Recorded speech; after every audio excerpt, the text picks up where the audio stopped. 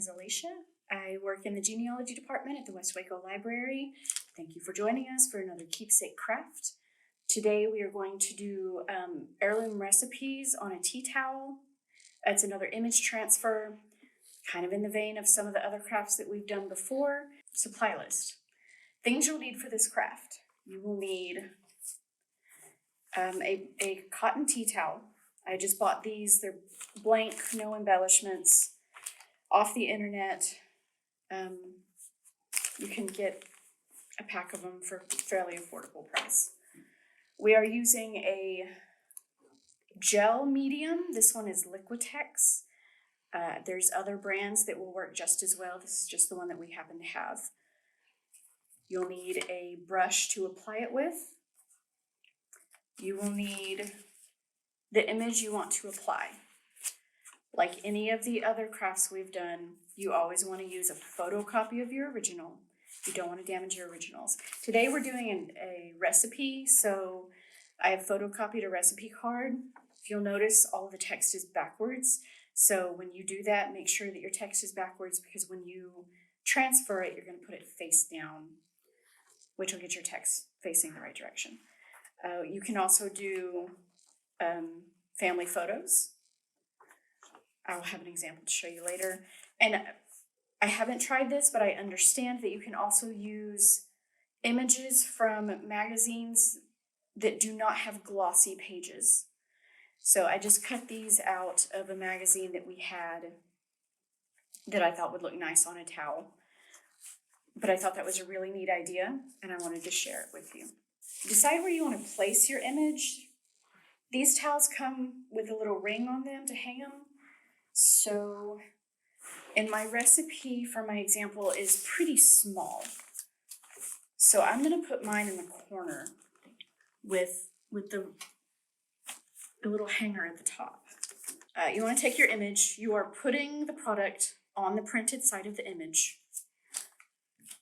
And you want to put it on pretty thick. Cover the whole thing all the way to the edges.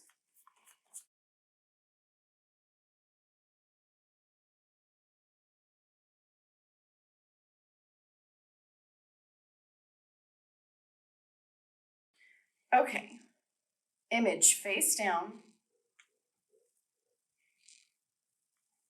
I could center this better if my towel were ironed flat, but we're gonna go with it.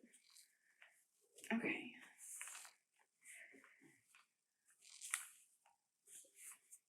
If you have a brayer or even just a cylindrical drinking glass or rolling pin, you could use that to make sure this is laid down really flat and there are no air bubbles or wrinkles, which I obviously have plenty of those, but you know. And make sure that it's really laid down flat. You can kind of look on the underside and see where the product is starting to kind of soak through the towel, and that's fine. Okay. Now you just want to wait. Give it plenty of time to dry, several hours. You could leave it sitting overnight if you wanted to, just to make sure that it's really dry. Here's your towel. Image is dry. We're going to get rid of the paper. A water bottle is useful. You can use just a dish of water. You can use something like a kitchen sponge to help remove this paper. You can just use your fingers.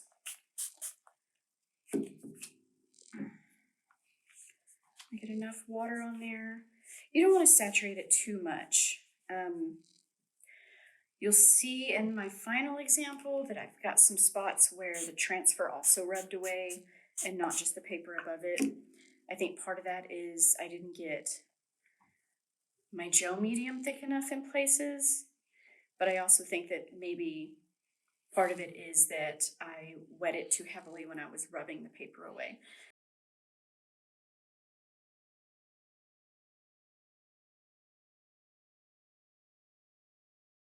If it feels too wet, let it sit a minute. Give it a second to dry out a bit. If it's not wet enough, you can always add more water.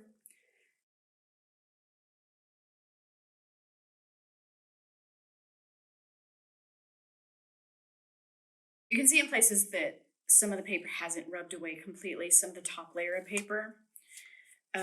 You can let it dry. If you're concerned about rubbing all the way through the transfer, you can let it dry, wet it lightly again, and then just go back and keep rubbing, and eventually you'll notice that your print has become a lot clearer.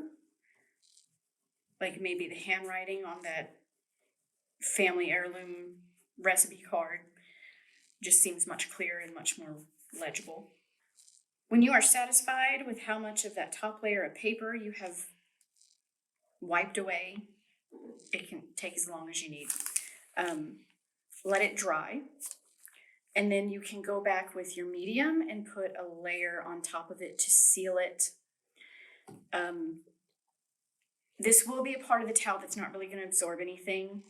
So you can, like, this is a small image on the corner that leaves the rest of your towel to be usable if you want it functional and not just decorative in your kitchen. I have a finished product here. There's a completed towel. You can see where some of the transfer rubbed away. That's where I think either I didn't have enough product on my paper, or I may have gotten it too wet when I was rubbing away paper. And there's some spots that I feel like maybe I could have spent a little more time rubbing some of the paper away. The image would have been a little clearer. But if you take your time, and there's kind of a learning curve with this, you might give it a try with some scrap fabric and an extra copy of your image just to get a feel for how it works. But otherwise, I think the end product is worth it if you want to display like a treasured family recipe. Thank you for watching. I hope you enjoyed the craft. Check out some of our other Keepsake craft videos on the library's YouTube channel. If you have any questions, you can contact the genealogy department. Our contact information is on the website wacolibrary.org. Thank you.